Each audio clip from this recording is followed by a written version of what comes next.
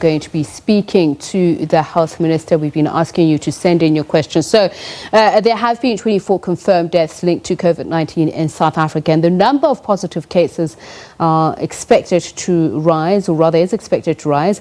Of the more than 2,000 cases, half of the deaths are in KwaZulu-Natal. Health Minister Dr Zweli Mkhize joins us now via Skype after spending the last few days in that province. Minister, very good evening to you, and thank you so much for speaking to us. The number of positive cases in the country, there were 2,003 and 24 deceased. Has that number changed in the last 24 hours? The number has increased. Good evening to you and all the viewers. The number has increased to 2,028. 2,028 positive cases, and there's been no increase in the death toll. There is one death. Okay, Minister, apologies. I understand that there's an interruption there. So, yes, you say there has been an additional death to the number. There is an additional death. It's a 61-year-old male who is in the Western Cape, and in the process, he had other underlying diseases such as hypertension, diabetes, and as a result, therefore, this virus was a concomitant infection. Okay, so just for clarity, Minister, if you could just repeat the total number of positive cases now and the number of deaths so that we get that right. Number of positive cases is 2,028, and the numbers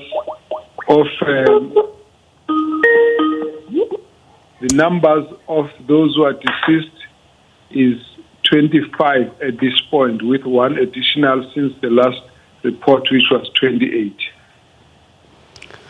25, which was 28. Is that what you said, Minister? Where is the discrepancy? No, sorry. It was 24. Okay. All right. Yes, it was 24, but the total number is 2,028. Those are new positives. And then the numbers of deaths is 25, with one addition from 24 of yesterday. I'm sorry about the confusion. Okay, that's great. So, Minister, often when you give out the figures, you would list the number of people who have recovered. So when you give out this figure and the total number of positive cases, does it subtract those who have recovered thus far? No, what we normally do, and this is the standard worldwide, you will have the total number of positives ever recorded in a country. Then you will then report separately the numbers of those who have passed away and those who have recovered, and those who are still sick. Therefore, will be the difference between those two.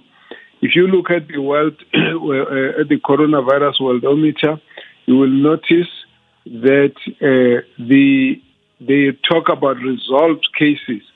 When they do so, they are referring to those that have had an outcome beyond being sick and being diagnosed as being positive, which means you will have the total number of people who were demised and those who have recovered. We call those resolved cases because they are no longer in the system, but the total number does not change. So you could look at China, that has got very few patients who are sick, but their total reports 81,000. Even though about 3,000 of those would have passed away, then if you go into details, it will then say resolved cases, and then those will be the recovered and those who would have passed away, but they are no longer in the treatment system because they have now been removed from that. But you don't change the total because the total is indicating the burden that that country has had to face in terms of numbers. So if you go to all the countries, they will not change the total simply because people would have died. They only record how many died and how many have recovered, and then the rest continues to rise as though there's nothing that has changed. Minister, we have been we've been asking our viewers to send in their questions to you because obviously some questions we can't necessarily anticipate because some people are more directly affected. But before we get to those social media questions, I must ask this question. You have spent quite a bit of time recently in KwaZulu-Natal. It accounts for more than half of the deaths, followed by the Western Cape. How concerned are you about the increase in cases and deaths in these provinces? I'm very concerned about all the increases, but the pattern in KwaZulu-Natal has been particularly worrying because of a number of issues. Firstly, the numbers of deaths is higher than any other province, and yet the province is not having the same numbers of patients. Now, that means one of two things. Either we had either we had the people who are susceptible who got infected and therefore they've succumbed quicker to the disease, or alternatively, we might be having more cases but they have not been discovered. And so when you calculate, it creates an impression that the death toll is higher in KwaZulu-Natal, whereas in fact it might mean that we have not found out many other people who are in the community. Hence our community outreach program to try and discover patients before they reach the hospitals. Then we'll be able to get the number somehow corrected, so we will be able to know what is the problem, as it were. But the second problem that we're worrying about KwaZulu-Natal is that 6 of the patients that actually died out of, in fact, more than 6 now, that died in one institution. That basically means that the institution has got a high level of infection spread. We need to then go into details as to why. When we went into this, we realized that there were serious challenges in the information, in the infection control, which actually recorded even staff members being positive in their tests, and that we have now decided that the hospital needs to be closed down, fumigated, and an investigation will be launched to check what is it that caused that the patient, there should be so much of infection, particularly among the staff, because the staff are the ones that need to be knowing how to prevent the infection and knowing what protective gear they need. Okay. So something has gone wrong somewhere that we need to find out. So, Minister, as I mentioned earlier on, we have been asking our viewers to send forth questions. So let's see if we can put them up on the screen there and we can get you to answer them. So Rita Mokwani is saying, is he saying it's a must for everyone to wear a mask? What about the initial statement where it was said that people who have COVID-19 can protect others by wearing a mask? I think it's a very important question here, Minister, because some feel that there is confusion in the messaging. Initially, we were told that only those who are coughing or who are sick should wear masks. Is this an indication of your fears of how the number of infections or the infection rate is going to spike? Well, there are two issues. So the first issue is that on the COVID-19 situation, the disease is very new. So we actually act as we learn about the disease. So something gets found out in one area, it then gets moved for the others to start implementing because they found out something that was not known before. As we speak now, we have actually got a record of research that has been done to show that people who exhale air through a mask, if they are infected with COVID-19, they actually don't spread that infection to those who are nearby them. It's a record of a research that's been done recently. And for that reason, because we will never know who's got the infection, it actually helps to protect those who might not be having the infection if someone else wears a mask. And I need to jump in here, Minister, and ask a very important question. Although these claims have been debunked, refuted, the issue of COVID-19 being airborne, I want you to please explain the science behind what you've just said here about people who breathe in the air even though they're wearing masks. Well, the first issue is that the research has shown they've actually tested the number of viruses in exhaled air on the other side of the mask. For those who had coronavirus, they found that the amount of coronavirus is massively reduced, so that those who are nearby, the people who are wearing masks, are not easily affected by the fact that someone is coughing and has got a coronavirus infection.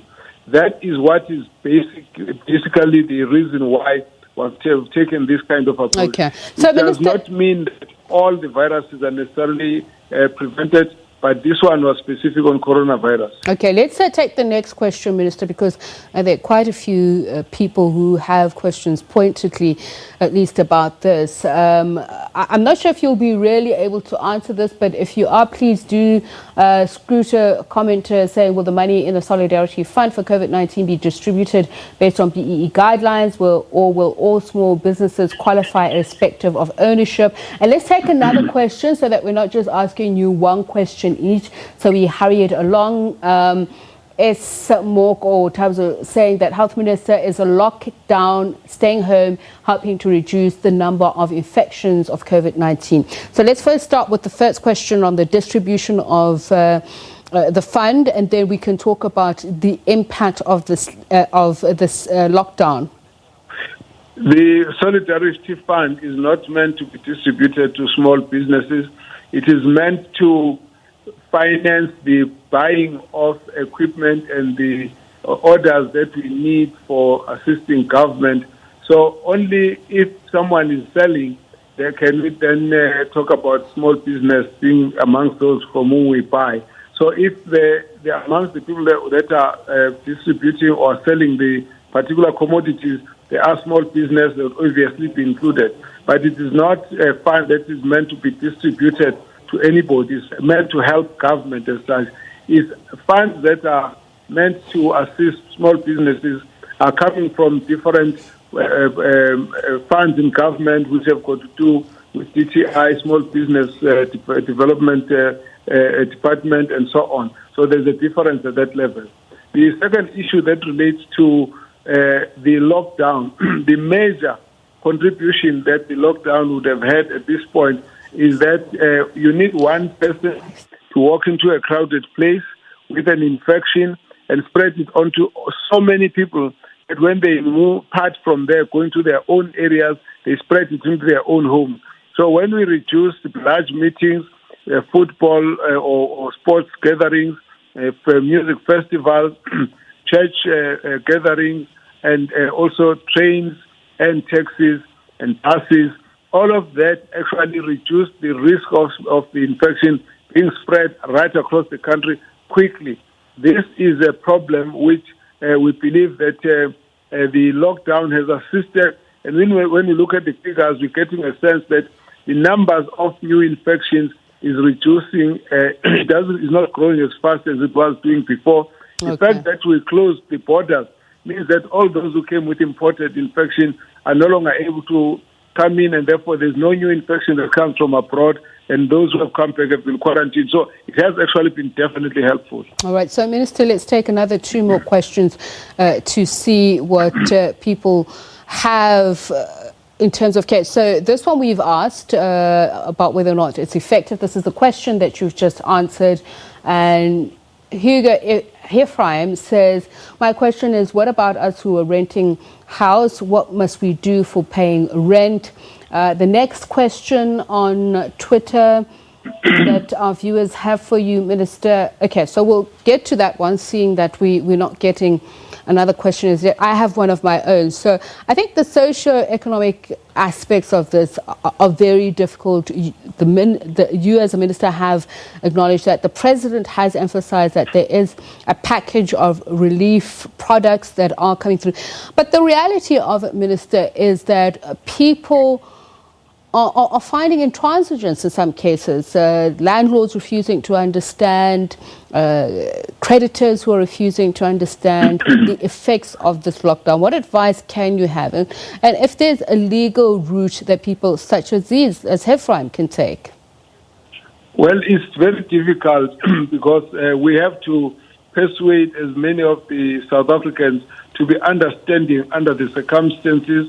The president made a plea, a call to all businesses to understand that we are dealing with an abnormal situation we're dealing with a situation where South Africans have to try and save the life of each and every South African, and therefore there are sacrifices we're going through. We really want to appeal that those landlords and all those who are being owed must be able to understand that we're going through a difficult situation. Okay, Minister, there's a question from Sandile here saying, does government pay for COVID-19 test if one suspects he or she is recommended after screening? I suppose if they have to move forward and have a test after screening. If you go to a private doctor and a private laboratory, you will pay. If the recommendation came from the hospital, you do not need to pay. And unless you've got a medical aid at this point, you may be made to pay. But all the screening that we're doing, if anyone is referred, they don't need to pay because government is doing quite a lot of tests without expecting people to pay for them. Okay, while we put up another question, I need to ask the significance of this. The fact that local scientists have put together the first genetic fingerprint or genome sequence of COVID-19 in South Africa. What is the significance of this, not only in tackling the infection rate and our understanding of the disease? Well, the understanding of genomics assists in being able to identify the particular virus and also features of the virus that can assist in looking at what can be done to cure it. So looking at therapeutic agents that could act against it, as well as looking at various forms of vaccines that can be developed. It's a very, very advanced technology that allows us to look at various features of the virus that will help us to be able to know how to deal with it as we move into the future.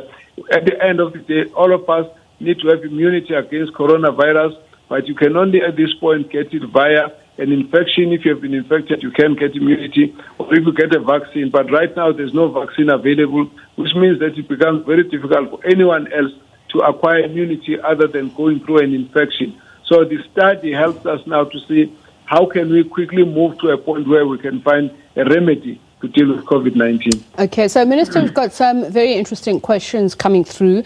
This one is from Uteng saying, evening Minister, can you please elaborate on the antibodies after a person has recovered from COVID-19? Does this mean they are now immune? A very other important one is about the process of finding a cure. How far are we, especially from South Africa's perspective? Another question is, where is the epicenter of cases in the Western Cape? Well, most of the cases in the Western Cape are around Cape Town Metro, but they're distributed along different parts of the metro. So there are GIS mapping of all of that, but it is in the metro as such. Same as in Johannesburg, same as in Durban, and in Mangaung. But the other question that relates to, sorry, just remind me the other question. Okay, so the other question is about the antibodies, whether one is immune after they've recovered. Yes. Now, look, what happens if the virus gets into the body does not know the virus. So after a few days, the antibody, say about 14 days or more, then it begins to, within the first week of the infection being present in the body, then it begins to create what we call antibodies, which is immunoglobulin M, that grows in the body. Then a week later, it develops another second antibody, which is more longer lasting, which is immunoglobulin G. These two antibodies will last for several months in the body. So if you do a test which is based on antibody detection, it will be able to pick up the infection, whether it's still active or whether it has passed, but you still have the antibodies in the body, because what it does is that it just gives you a sense that the body has actually responded to the infection. Where it becomes a challenge is when you got the antibodies, you can never tell whether someone is acutely infected and therefore is still infective and shedding the virus to infect others, or this one has already finished the shedding of the virus and is safe to live with other people, but then the body is still waiting with immunity to be able to deal with the virus if it comes back in the future. So that is where the debate comes from. But we think that there's a role for the immunoglobulin test to be done as part of looking at what has happened to the population. So more importantly, can you get it after you have reversed the positive case? So far, the experience that's been recorded is that no one who has had the infection has actually been seen to be having a recurrence of the infection or a reinfection. In other words, the understanding is that there is at the moment immunity after the infection, but no one really has been able to live long enough for us to know how long does the immunity last. But at the moment, it is assumed that because the virus has not shown any mutation, it means that whoever gets the infection once will actually be able to deal with the virus if it comes across the virus in any time after that, because antibodies are still active within his system. So, Minister, there's a question from Mellow Miles here saying that apparently 2 strains of the coronavirus has testing in South Africa picked up both. And another's asking for, a differentiation between isolation and quarantine. Look, I'll just check about differences on the coronavirus and or COVID-19. I'm not aware of it. However, the issue of isolation, the terms are pretty closely related, but we use them to try and separate 2 things. When you are infected and you need to be treated, you are actually you are infective. You can infect other people. So what we then do, we take you into the ward. We call it an isolation ward, which means you will be alone, you will not spread infection to other people, and whoever comes to treat you, those people will be cleared in a way that they can never contract the infection from the patient, and that is the way we call it isolation treatment there. So it's a very well-known nursing care procedure, and the doctors, the nurses who go there know how to behave, so they can walk into the patient, treat the patient and go out and still go home because of the way they've been able to break the cycle of infection. That isolation works in that way. So all the infectious conditions are treated like that. Then we have a situation where someone could have been a contact of someone who's infected, but because it takes a few days for the virus to show in the body, they say about 14 days we have to observe whether the encounter with someone who's positive gives someone an infection, and you can only know after 14 days. So we take someone and put them in a separate area where they live alone, and therefore they do not have a potential that if the virus shows an infection in them, they can infect other people. We call that quarantine. So quarantine basically means you sit there, you wait until 14 days so that we are able to see that the body is showing the infection. It can be less than 14 days. It depends under the conditions on which we have actually said you must quarantine. So there are also questions that are coming through on Twitter, Minister, about whether or not there have been cases that positive cases that have resulted from people transgressing the lockdown or quarantine. And there's another question about any special measures that you're taking for old age home. Here's one. Is it possible for South Africa government to speed up testing? So far, we are only testing around 4,000 per day. That is very low, says Sianda Mda. And, okay, so let's tackle those and then we'll get to the others. Well, firstly, I think people must respect what capability we are able to make available. Over the years, there's not been so much testing. There has not been a situation where we're to ramp up testing as much as we've done now. I think people must just appreciate that those health workers are working very hard and not undermine what they are doing. I think people must respect that we'll try and do our very best. But when people are working so hard under a very difficult situation, I think people must appreciate that we will get there, but it's not like we're going to go and test everybody, but we are going to screen them. We're going to go for areas where we think there's high priority. As we deepen our capabilities, we'll be spread into more and more places. So let's just be a bit more patient about that. And at the end of the day, if anybody needs to be tested, they've got to be able to show either that they've got symptoms or they've got contact, in which case they must quickly report to our health institutions. Otherwise, we will be doing the screening, and then we'll go into the areas where we'll be able to identify those who need to be tested. And so it's a process that's going to be unfolding. Right now, quite a large number of people have been assisted and screened. And what is important also is that if you are found to be negative now, that doesn't mean now you can now go and relax, because it means you can still get the infection. So all the test can do is to find out where the virus is already showing in the body. But someone can be negative today and meet someone who's infected tomorrow and turn positive. You can't turn around and say, well, 3 days ago my results came back as negative, because infection will still have come after the test has been done. So that understanding is important amongst our people. Okay, so there's a question, Minister, about the difference between screening and testing. There's also a very important one about what happens when we do flatten the curve. How do we keep infection rates down thereafter when we lift lockdown? Here's another important one from Zolani SS Zonyani saying, is there continuous monitoring of the recovered cases, given the close to 100 cases that have relapsed in Korea?